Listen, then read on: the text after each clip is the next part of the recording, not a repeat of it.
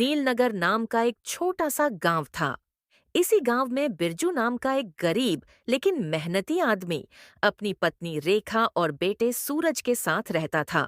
बिरजू एक मजदूर था जो गांव के बड़े सेठ धनराज के यहाँ सामान उठाने का काम करता था। अब बारिश का मौसम आ चुका था और धीरे धीरे बारिश ने अपना रौद्र रूप दिखाना शुरू कर दिया था। कुछ दिनों से गांव में बारिश का कहर बहुत ज्यादा बढ़ गया था। उसी बीच एक रात बिरजू के घर। बिरजू, बहुत ज्यादा बारिश हो रही है। देखो, सूरज ठंड के मारे बुरी तरह कांप रहा है। अगर हमने कुछ नहीं किया तो ये बारिश और ठंड हमारी जान ही ले लेंगी। तुम सही कह रही हो रेखा। ये बारिश तो रुकने का नाम ही नहीं ले रही। ऊपर से हमारी झोपड़ी की छत भी टपक रही है। बिरजू, कुछ तो करो। हमारा बेटा इस तरह ठंड में कांप रहा है। मुझसे उसका दर्द देखा नहीं जा रहा। रुको रेखा, मैं अभी कुछ करता हूं। मैं अभी आग जला देता हूं, क्योंकि अगर हमने आग ना जलाई तो हम ये रात नहीं निकाल पाएंगे। बिरजू आग जला लेता है और आग की तपिश से उन्हें कुछ राहत मिलती है, जिससे वे सो जाते हैं।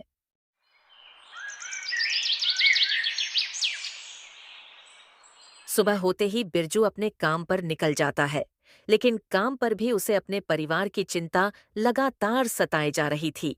क्यों ना मैं मालिक से कुछ पैसे मांग लूं? घर पर खाने को कुछ भी नहीं है। अगर मालिक कुछ पैसे उधार दे दें तो घर का खर्च चल जाएगा। ये सोचकर बिरजू अपने मालिक के पास पहुंच जाता है। मालिक, क्या आप मुझे कुछ पैसे उधार दे सकते हैं? मेरे घर पर खाने को कुछ भी नहीं है। घर में सबको भूखा सोना पड़ रहा है। अगर आज मदद नहीं मिली तो सच कह रहा हूं, घर में चूल्हा तक नहीं जलेगा। अरे बिरजू, पिछले महीने भी तो तूने मुझसे उधार लिया था। अब तक उसकी रकम नहीं चुकाई। तू अब तक 3 बार मुझसे पैसे उधार ले चुका है और फिर से उधार मांगने आ गया। ये कब तक चलेगा? हर बार मजबूरी बताकर उधार ले लेता है। मालिक, मैं जानता हूं कि मुझ पर पहले से उधार बाकी है, लेकिन हालात ऐसे हो गए हैं कि मदद मांगने के अलावा कोई रास्ता नहीं बचा। बच्चे भूखे हैं, बीवी रो रही है और घर में दाने दाने की तंगी है। ठीक है बिरजू, काम खत्म करने के बाद मेरे पास आ जाना। मैं तुम्हें पैसे दे दूंगा, लेकिन इस बार इसे आखिरी बार समझना और अगली बार वादा निभाना। बिरजू जल्दी से अपना काम खत्म करता है और सेठ जी से पैसे लेकर राशन लेने चला जाता है। जैसे ही बिरजू राशन की दुकान पर पहुंचता है, वहां कुछ लोग आपस में बातें कर रहे होते हैं। अरे राम भाई, आपने सुना कि इस बार बारिश कुछ ज्यादा ही भयानक होगी? हाँ केतन भाई, मैंने भी यही सुना है। लोग कह रहे हैं कि इस बार कुदरत का कहर बरसेगा और कई इलाकों में पानी ही पानी हो जाएगा। अरे राम भाई, पानी पानी क्या? मैंने तो यहाँ तक सुना है कि कच्चे घर और झोपड़ियां सब बह सकती हैं। नदी नाले उफान पर होंगे और लोगों को संभलने का भी मौका नहीं मिलेगा। सही कह रहे हो केतन भाई। इस बार की बारिश आम बारिश नहीं होगी। यह तबाही बनकर आएगी। खेत खलिहान सब जलमग्न हो जाएंगे। सड़कों पर पानी का समंदर होगा और कई जगह जनजीवन ठप पड़ जाएगा। राशन की दुकान पर राम और केतन की बातें सुनकर बिरजू बहुत डर जाता है। अरे राम भाई, ये आप कैसी बातें कर रहे हो? आप लोग तो किसी तरह बच ही जाओगे, लेकिन हम जैसे गरीबों पर क्या बीतेगी, ये कोई नहीं समझ सकता। मेरी झोपड़ी तो पहले से ही बहुत कमजोर है। अगर जैसा आप कह रहे हैं वैसी बारिश हुई तो मेरी झोपड़ी तो बह जाएगी और फिर हमारे पास सिर छुपाने का भी सहारा नहीं बचेगा। अरे बिरजू भाई, माफ करना। हम तो बस यूं ही बातें कर रहे थे। पर सच कहूं, तुम्हारी बात सुनकर तो दिल बैठ गया। सच में जब ये बारिश कहर बनकर टूटेगी तो सबसे ज्यादा मुसीबत गरीबों पर ही आएगी। हाँ बिरजू भाई, हमारे पास तो पक्के मकान हैं, सुरक्षित जगह है, लेकिन तुम्हारी झोपड़ी ही तुम्हारा पूरा आशियाना है। बस एक तेज हवा का झोंका और सब खत्म। ये सोचकर ही रूह कांप जाती है। आप लोग तो बैठकर सिर्फ बातें कर सकते हो, पर हमारी सोचो, जिन्हें आज के खाने के लिए भी सोचना पड़ता है। ठीक कह रहे हो बिरजू भाई। इंसान की सबसे बड़ी कमजोरी होता है उसका भूखा पेट। चलो, जो भी हो, तुम बताओ, तुम्हें क्या लेना है? बस मुझे थोड़ा आटा दे दो भाई। घर में बच्चे भूख से परेशान हैं। बारिश की चिंता बाद में करेंगे, पहले उनके लिए 2 वक्त की रोटी का इंतजाम करना है। बिरजू राशन की दुकान से आटा लेकर अपने घर लौट आता है। रेखा, तुमने सुना? आज की रात बहुत खतरनाक होने वाली है। मौसम विभाग ने चेतावनी दी है कि इस बार की बारिश बहुत तेज होगी। हवाएं आंधी का रूप ले सकती हैं। हाँ बिरजू, मुझे भी डर लग रहा है। पिछली बार भी बारिश में छत टपकने लगी थी और इस बार तो हालात और भी खराब हैं। देखो रेखा, हम परेशान होकर कुछ नहीं कर सकते। अभी इस पर बाद में सोचेंगे। इस वक्त मेरा पेट खाली है, और जब पेट खाली होता है तो दिमाग सही से काम नहीं करता। तो पहले खाना लगाओ, उसके बाद बैठकर इस परेशानी का हल निकालेंगे। रेखा, सूरज और बिरजू दोनों को खाना दे देती है।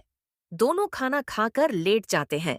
ऐसे ही देखते देखते कुछ दिन बीत जाते हैं और फिर एक रात, जब बिरजू और उसकी पत्नी रेखा सो रहे होते हैं, तभी बाहर आकाश में काले बादलों का साम्राज्य फैल जाता है। ठंडी हवाएं सिहरन पैदा करती हैं। बिजली की तेज रोशनी अंधेरे को चीरकर पल भर के लिए पूरी धरती को रोशन कर देती है। फिर अचानक एक जोरदार आवाज के साथ बिजली कड़कती है और सीधा बिरजू के घर पर गिरती है। बिजली गिरने के कारण उसकी छत पर दरारें आ जाती हैं, जिससे बारिश का पानी और तेजी से टपकने लगता है। इतनी तेज आवाज से बिरजू का पूरा परिवार डर कर उठ जाता है। हे ऊपर वाले, ये तूने हम पर कौन सा कहर बरपा दिया? पहले ही हम जिंदगी की मुश्किलों से जूझ रहे थे, और अब ये नया तूफान। घर की दीवारें तो पहले ही कमजोर थीं, अब छत भी टपकने लगी है। लगता है हमारी किस्मत में सुकून लिखा ही नहीं। बिरजू, ये वक्त रोने का नहीं है, ये वक्त कुछ करने का है। इस बारिश के कारण हमारे घर की हालत बहुत खराब हो चुकी है। चारों तरफ से घर में पानी भर रहा है। अगर बारिश ऐसे ही चलती रही तो हमारी मुश्किलें और बढ़ जाएंगी। हमें कुछ करना होगा, नहीं तो हम सब बीमार पड़ जाएंगे। पापा, ये बारिश कब रुकेगी? मुझे बहुत डर लग रहा है। कहीं हमारा घर पूरा गिर न जाए। ये डरने का समय नहीं है सूरज बेटा। हमें मजबूती से खड़ा रहना होगा। आज की रात जैसे भी हो काटनी ही पड़ेगी, लेकिन सुबह होते ही मैं इस हालात से लड़ने का कोई ना कोई रास्ता निकालूंगा। ये बारिश हमें हरा नहीं सकती। हमें इस मुश्किल से बाहर निकलना ही होगा। किसी तरह वह रात गुजार लेते हैं और फिर अगली सुबह बिरजू, अब और नहीं। हम इस घर में ज्यादा देर तक नहीं रुक सकते। छत टपक रही है, दीवारें कमजोर हो चुकी हैं। अगर फिर बारिश तेज हुई तो यह घर किसी भी वक्त गिर सकता है। हमें यहाँ से निकलना ही होगा। तुम बिल्कुल सही कह रही हो रेखा। अब यहाँ एक पल भी रुकना हमारी जान के लिए खतरा बन सकता है। लेकिन हमें जाने से पहले यह देखना होगा कि बाहर हालात कैसे हैं। मुझे सिर छुपाने के लिए कोई दूसरा ठिकाना देखना होगा। मैं जरा बाहर तक जा रहा हूं। इस बारिश और तूफान के बीच जाकर देखता हूं कि कोई मदद मिल सकती है क्या। बिरजू अपने घर से निकलकर जैसे ही गांव के मंदिर के पास पहुंचता है, वो देखता है कि वहां पर एक बड़ा सेठ कंबल बांट रहा होता है। बिरजू भी कंबल लेने चला जाता है। सेठ जी, मैं बहुत ही गरीब हूं। मेरे ऊपर दुखों का पहाड़ टूट पड़ा है। कल रात की तेज बारिश ने मेरी झोपड़ी में जगह जगह छेद कर दिए हैं। अब मेरे पास सिर छुपाने की भी जगह नहीं है। ठंड से मेरा बच्चा कांप रहा है। पत्नी भूख के मारे परेशान है। मैं आपसे हाथ जोड़कर विनती करता हूं, मेरी मदद कीजिए। अरे भाई, चिंता मत करो। ऊपर वाले का दिया बहुत कुछ है, और अगर यही धन जरूरतमंदों के काम ना आए तो इसका क्या फायदा। हम ये कंबल बांटने के लिए ही लाए हैं, ताकि इस बारिश और ठंड में कोई गरीब परेशान न हो। तुम्हारी हालत देखकर मैं समझ सकता हूं कि तुम्हें इनकी सबसे ज्यादा जरूरत है। लो, 2 नहीं बल्कि 3 कंबल ले जाओ, ताकि तुम्हारे बच्चे भी ठंड से बच सकें। अगर और किसी चीज की जरूरत हो तो बेहिचक बताना। बिरजू सेठ जी के पास से कंबल लेकर अपने घर लौट आता है। रेखा, तुम यकीन नहीं मानोगी। मुझे सिर छुपाने की जगह तो नहीं मिली, परंतु मैं कंबल तो लेकर आ गया हूं। लेकिन हम इस खंडहर जैसे घर में कैसे रहेंगे? जरा देखो, इसकी दीवारें आधी गिर चुकी हैं। छत जगह जगह से टपक रही है। हमें कोई और ठिकाना ढूंढना चाहिए। बिरजू, डरने की जरूरत नहीं है। ये घर टूटा जरूर है, लेकिन इसे फिर से खड़ा किया जा सकता है। हमने इससे भी बुरे हालात देखे हैं। हर बार हम डटकर खड़े हुए हैं। इस बार भी हार नहीं मानेंगे। लेकिन रेखा, हमारे पास न लकड़ियां हैं, न कोई सामान, और न ही कोई मदद। ये जगह हमें ठंड और बारिश से नहीं बचा पाएगी। हम सब कुछ नहीं तो थोड़ा बहुत तो कर सकते हैं। देखो, ये कंबल जो तुम लाए हो, हम इसे छत पर डाल देंगे ताकि बारिश अंदर ना आ सके। मैं अंदर से कुछ टूटी लकड़ियाँ और ईंटें इकट्ठा कर लूंगी। हम दोनों मिलकर इस घर को थोड़ा थोड़ा करके ठीक कर लेंगे। देखते देखते कुछ और दिन बीत जाते हैं। बिरजू और रेखा किसी तरह छोटी मोटी सामग्री जमा करके अपने घर की मरम्मत कर लेते हैं। परंतु घर की मरम्मत करने के चक्कर में बिरजू कुछ दिनों से अपने काम पर नहीं गया था। फिर एक सुबह जब रेखा और बिरजू आपस में बात कर रहे होते हैं कि तभी बिरजू का सेठ वहां आ जाता है। सुन बिरजू, तुझे याद है या नहीं, तूने कुछ दिन पहले मुझसे पैसे उधार लिए थे। तूने कहा था कि समय पर लौटा देगा, लेकिन आज तक तूने एक पैसा भी वापस नहीं किया। मैं कोई दान पुण्य का धंधा नहीं करता। सेठ जी, मेरी मजबूरी समझिए। मेरा घर पूरी तरह उजड़ गया है। बारिश में छत टपकने लगी थी, दीवारें गिरने की कगार पर थीं। इस मुसीबत में मैंने और मेरी पत्नी ने जैसे तैसे टूटी फूटी चीजें जोड़कर छत बनाई ताकि बच्चों को भीगने से बचा सकूं। इसी वजह से मैं आपके यहाँ काम पर भी नहीं आ सका। अब आप ही बताइए, जब पास में कुछ भी नहीं बचा तो पैसे कहाँ से लाऊं? पर मैं वादा करता हूं सेठ जी, हालात जैसे ही बेहतर होंगे आपका एक एक रुपया चुका दूंगा, चाहे दिन रात मेहनत क्यों न करनी पड़े। हाँ, वक्त दे दूं। और तू क्या समझता है, मैं तेरा कोई रिश्तेदार हूं जो तुझे यूं ही वक्त पर वक्त देता रहूं? मैंने तेरा ठेका नहीं ले रखा बिरजू। अब तू काम पर भी नहीं आ रहा तो मेरा नुकसान कौन भरेगा? इसीलिए मैंने फैसला किया है कि आज से तेरे घर की यह जमीन मेरी हुई। सेठ जी, ऐसा मत कीजिए। अगर आपने मेरी यह जमीन छीन ली तो मैं और मेरा परिवार कहाँ जाएंगे? ये बारिश हमें मार डालेगी। सेठ जी, हम बर्बाद हो जाएंगे। आपके पास तो बहुत धन दौलत है, कृपा करिए मुझ पर। यह सब मैं नहीं जानता बिरजू। जब तुझे उधार दिया था तब मैंने तुझसे ये सब बहाने सुनने का वादा नहीं किया था। अगर तुझे अपना घर बचाना है तो कल तक मेरा उधार चुका देना, वरना अब ये घर मेरा हुआ। इतना कहकर सेठ वहां से चला जाता है। अब हम सेठ जी के पैसे कहाँ से देंगे रेखा? कुछ भी समझ नहीं आ रहा। हमारे पास कुछ बचा ही नहीं है। अगर हमने कल तक पैसे नहीं चुकाए तो सेठ जी हमारा घर भी छीन लेंगे। हम ऐसी बारिश में कहाँ जाएंगे?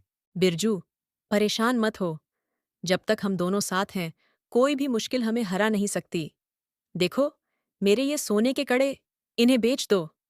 कम से कम सेठ जी का कर्ज तो उतर जाएगा और जो थोड़ा बहुत बचेगा उससे हम अपने घर की कुछ मरम्मत भी कर लेंगे। नहीं रेखा, तुम कहीं पागल तो नहीं हो गई हो? ये तुम क्या कह रही हो? ये कड़े तो तुम्हें तुम्हारे पिताजी ने दिए थे। ये उनकी आखिरी निशानी है। मैं तुम्हें इन्हें बेचने नहीं दूंगा। हमें पहले भी इससे ज्यादा बुरे हालातों का सामना करना पड़ा है। नहीं बिरजू, कोई लेकिन नहीं। ये कड़े किसी शौक के लिए नहीं, बल्कि हमारी जरूरत के लिए जा रहे हैं। और सुनो, जब समय बदलेगा हम इन्हें फिर से वापस ले आएंगे, लेकिन अभी इन्हें रखना हमारी मूर्खता होगी। लो, इसे ले जाओ और सेठ जी के पैसे चुका दो। बिरजू रेखा के खड़े लेकर सुनार के पास जाता है बेचने के लिए। अरे बिरजू भाई, कैसे आना हुआ? बड़े दिनों बाद दिखाई दिए, क्या काम है? धनी भाई, ये कड़े बेचने आया हूं। देखिए कितने के बिक सकते हैं। अरे बिरजू, ये तो बहुत पुराने जमाने का सोना है। अच्छा माल है, लेकिन तुम तो जानते हो बाजार में भाव गिर रहे हैं। मैं तुम्हें इसके 1,000 रुपए दे सकता हूं। क्या? सिर्फ 1,000 रुपए? धनी भाई, ये तो शुद्ध सोना है। मेरी पत्नी के मायके से मिला था। इसमें वजन भी अच्छा है। कम से कम इसका सही दाम तो लगाइए। देखो बिरजू, मैं तुम्हें बेवकूफ नहीं बना रहा। बाजार की हालत तुमसे छुपी नहीं है। इस समय कोई ज्यादा दाम नहीं देगा। हाँ, अगर तुम्हें कहीं और ज्यादा मिल रहा हो तो जा सकते हो, लेकिन मैं जानता हूं कि तुम जल्दी में हो और तुम्हें पैसे अभी चाहिए। अब बताओ, सौदा पक्का करें? ठीक है धनी भाई, आप ही ये कड़े ले लीजिए और मुझे पैसे दे दीजिए। बिरजू धनी से पैसे लेकर सेठ जी को देने चला जाता है। बिरजू सेठ जी को पैसे दे देता है और अपने घर की ओर निकल पड़ता है। सेठ जी, ये बिरजू तो आपका पूरा उधार चुका गया। अब आप उसकी जमीन कैसे हड़पेंगे? अब तो कोई बहाना भी नहीं बचा। अरे राजू, अभी मेरा एक खेल खत्म हुआ है, अभी असली खेल तो बाकी है। सीधे तरीके से कोई जमीन थोड़ी छोड़ता है। मैंने कुछ ऐसा सोच रखा है कि बिरजू खुद ही गांव छोड़ने पर मजबूर हो जाएगा। कैसे सेठ जी, मुझे भी कुछ बताइए। तुम्हें पूरे गांव में ये अफवाह फैला देनी है कि बिरजू श्रापित है। जब तक वो गांव में रहेगा तब तक गांव की बर्बादी तय है। बारिश की हर बूंद गांव को डुबा देगी और इसका जिम्मेदार बस बिरजू होगा। और यदि ये तू गांव के ऐसे लोगों के बीच में कहेगा जो इस बात को आग की तरह फैला दे, तो हमारा काम और जल्दी हो जाएगा। और यदि हमें कुछ लोगों को पैसे देने पड़े तो हम वो भी करेंगे। बस तू सोच और इस बात को फैला दे। सेठ जी, आप तो बड़े ही चतुर निकले। ये अफवाह पूरे गांव में आग की तरह फैलेगी। लोग खुद ही उसे गांव से बाहर निकाल देंगे। और मुझे कुछ लोग पता भी है जो खाली पंचायत करने में अपना दिन गुजार देते हैं। बस यही तो मेरा असली दिमाग है। बिरजू गांव छोड़कर जाएगा और उसकी जमीन हमारी हो जाएगी। यहाँ बिरजू का सेठ उसकी जमीन हड़पने के फिराक में था और वहाँ बिरजू सेठ का कर्ज उतार कर खुश हो रहा था। रेखा, मैं सेठ जी के सारे पैसे चुका चुका हूं। अब हमारा उन पर कोई कर्ज नहीं रहा। और हाँ, गिरिधर जी के भी कुछ पैसे दे आया हूं। बस जो थोड़े पैसे बचे हैं उनसे मैं सोच रहा हूं कि बारिश फिर से अपनी तेजी पकड़ ले, उससे पहले घर के लिए खाने पीने का सामान इकट्ठा कर लूं और छत की मरम्मत कर दूं। सच कह रहे हो बिरजू, अब हमारे सिर पर सेठ जी का कोई बोझ नहीं रहा। हाँ रेखा, अब कोई हमें कर्जदार कहकर नीचा नहीं दिखा सकता। लेकिन अभी हमें सोच समझकर कदम उठाना होगा। बारिश का मौसम है, कब मूसलाधार बारिश आ जाए कुछ कहा नहीं जा सकता।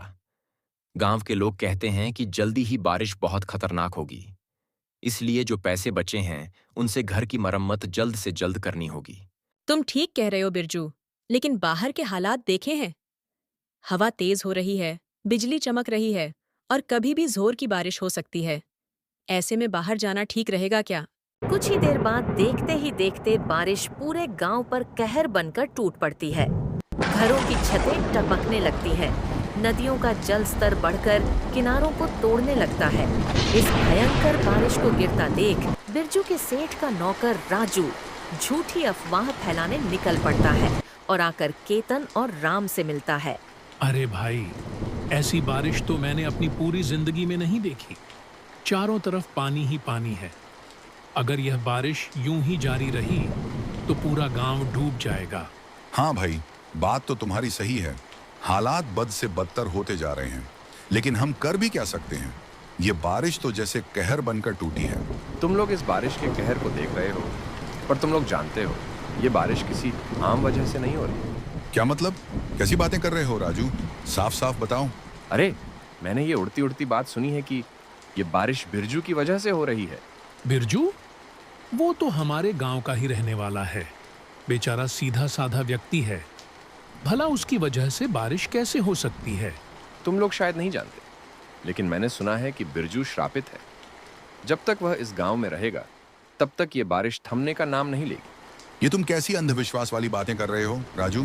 अंधविश्वास नहीं, सच्चाई कह रहा हूं। बुजुर्गों ने कहा था कि अगर गांव में किसी के घर पर बिजली गिरी और यदि उस घर के लोगों को गांव में रहने दिया तो कुदरत का कहर इस तरह बरसेगा कि पूरा गांव तबाह हो जाएगा। और देख लो, यही हो रहा है। तुम लोगों को पता है ना कि बिरजू के घर पर बिजली गिरी थी कुछ दिनों पहले। फिर क्या था, ये बात पूरे गांव में आग की तरह फैल जाती है और फिर सभी गांव वाले बिरजू के घर की ओर जाते हैं ताकि उसके पूरे परिवार को गांव से निकाल सके। बिरजू, अब ये गांव तुम्हें और सहन नहीं कर सकता। हम सबको पता चल चुका है कि यह अनवरत बारिश तुम्हारी वजह से हो रही है।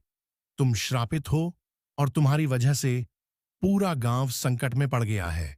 नहीं मुखिया काका, ऐसा मत कहिए। मैं कोई श्रापित नहीं हूं। मैं तो बस इस गांव का एक साधारण निवासी हूं। यह बारिश तो ऊपर वाले की मर्जी है। अगर उसने चाहा तो सूरज भी निकलेगा, खेत भी लहलाएंगे। इसमें मेरा क्या दोष? झूठ मत बोल बिरजू। जब से तेरे घर पर बिजली गिरी है तब से यह बारिश थमने का नाम नहीं ले रही। खेत पानी में डूब चुके हैं, घर गिर रहे हैं, जानवर मर रहे हैं और तू कह रहा है कि यह तेरा दोष नहीं। हाँ, बिरजू को गांव से निकालो, ये श्रापित है। नहीं नहीं, ऐसा मत कीजिए। अगर आपने मुझे गांव से निकाल दिया तो मैं कहां जाऊंगा? मेरा एक छोटा सा बच्चा भी है। हम इस मूसलाधार बारिश में मर जाएंगे। क्या आपकी इंसानियत इतनी मर चुकी है कि एक बेसहारा आदमी और उसके बच्चे को इस तबाही में धकेल देंगे? बिरजू, हम जानते हैं कि यह निर्णय कठोर है, लेकिन हमें अपने परिवार और गांव की भलाई के लिए यह कदम उठाना ही होगा। अगर तू यहां रहा तो न जाने और कितनी आफतें टूट पड़ेंगी। तो क्या यह न्याय है काका? इतने सालों तक मैंने इस गांव के लिए मेहनत की, सबका साथ दिया, कभी किसी का अहित नहीं चाहा, और आज जब मुसीबत आई तो तुम लोग मुझे पराया कर रहे हो। हम कोई जोखिम नहीं उठा सकते। या तो तू खुद चला जा या फिर हमें मजबूरन कोई और रास्ता अपनाना पड़ेगा। फिर क्या था, गांव वालों की ऐसी खरी खोटी बातें सुनकर बिरजू अपनी पत्नी रेखा और बेटे राजू को लेकर जंगल की ओर निकल जाता है। बिरजू, हमें गांव वालों ने अपने ही घर से निकाल दिया। अब हमारा कोई ठिकाना नहीं रहा। हम इस घने जंगल में कहाँ जाएंगे? कब तक भटकते रहेंगे? हाँ रेखा, ये सच है कि अब हमारे पास कोई घर नहीं रहा, लेकिन हमें हार नहीं माननी चाहिए। हम इस जंगल में रह सकते हैं, बस हमें सही तरीके से जीना सीखना होगा। लेकिन हम रहेंगे कहाँ? अगर बारिश ने फिर से अपनी रफ्तार पकड़ ली तो हम सिर कहाँ छिपाएंगे? और इस जंगल में जंगली जानवरों का भी खतरा रहेगा। अगर हमने जल्दी कोई ठिकाना नहीं ढूंढा तो इस जंगल में रात काटना मुश्किल हो जाएगा। रेखा, तुम्हें याद है जब हम छोटे थे तो पेड़ों पर मचान बनाया करते थे? क्यों ना हम एक पेड़ पर अपना घर बना लें? पेड़ पर घर? क्या ये मुमकिन होगा बिरजू? बिल्कुल। इससे हमें दो फायदे होंगे।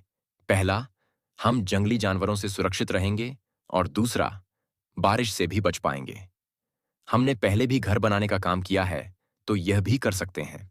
बिरजू फिर बिना कुछ सोचे जंगल से लकड़ियां और बांबू जमा करता है और कुछ ही देर में एक पेड़ पर छोटा सा घर बना लेता है। बिरजू, यकीन नहीं होता। ये घर तो हमारे पहले घर से भी ज्यादा अच्छा और मजबूत लग रहा है। हमारी मेहनत रंग लाई। अब ना तो हमें बारिश की चिंता होगी और ना ही जंगली जानवरों का डर। सच कह रही हो रेखा। जब हमें गांव से निकाल दिया गया था, तब लग रहा था कि अब हमारा कोई ठिकाना नहीं रहा। लेकिन देखो, हमने अपनी मेहनत से खुद एक नया घर बना लिया। ये कोई मामूली घर नहीं है, यह हमारी हिम्मत और एकता का प्रतीक है। और ये सब सिर्फ तुम्हारी ताकत और हुनर की वजह से हुआ है, बिरजू। अगर तुम यह आइडिया नहीं देते, तो शायद हम अब भी किसी गुफा या झाड़ी के नीचे पड़े होते। अब तो तुम जंगल में रहने वाली किसी विशेषज्ञ की तरह बात कर रही हो। अच्छा, अब मैं थोड़ा जंगल में जाकर कुछ खाने का इंतजाम करता हूँ। शायद कुछ फल मिल जाए। यहाँ बिरजू ने अपने परिवार के लिए जंगल में पेड़ के ऊपर एक बेहतरीन घर बना लिया था और वहीं गांव में अभी भी मूसलधार बारिश लगातार हो रही थी, जिसकी वजह से पूरे गांव में पानी भर गया था।